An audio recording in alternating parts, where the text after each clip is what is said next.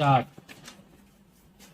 गुवाहाटी के दौरे पर गए प्रधानमंत्री ने विपक्षी दलों को निशाने पर लेते हुए जिस तरह यह कहा कि परिवारवाद और क्षेत्रवाद से देश का विकास संभव नहीं है, उससे कोई भी और यहाँ तक कि विपक्षी दल भी इनकार नहीं कर सकते।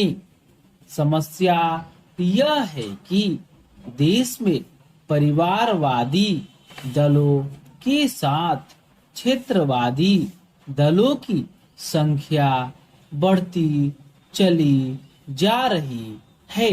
देश में न जाने कितने दल ऐसे हैं जिनकी कमान परिवार विशेष के पास ही रहती है। कुछ दल तो ऐसे हैं जिनकी बागडोर परिवार विशेष की दूसरी तीसरी पीढ़ी संभाल रही है। विडंबना यह है कि ऐसे दल लोकतंत्र की दुहाई भी देते रहते हैं। परिवारवादी दल केवल लोकतंत्र का उपहास ही नहीं उड़ाते बल्कि उसे कमजोर करने का भी काम करते हैं, क्योंकि वे सामंतवादी तरीके से संचालित होते हैं।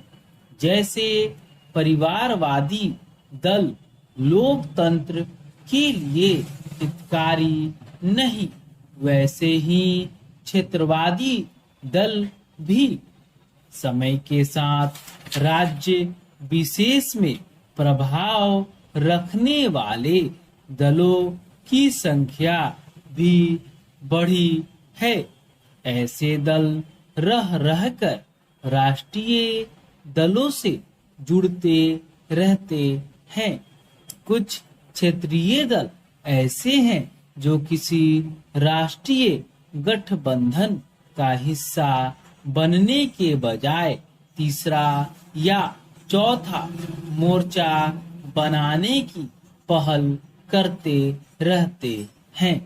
जब जब आम चुनाव करीब आते हैं, क्षेत्रीय दलों की सक्रियता बढ़ जाती है, लेकिन प्रायः वे नाकाम ही होते हैं, क्योंकि एक तो उनके पास राष्ट्रीय दृष्टिकोण नहीं होता और दूसरे वे बातें तो संघीय ढांचे को मजबूत करने की करते हैं, लेकिन उनका कार्य और व्यवहार इसके ठीक उलट होता है।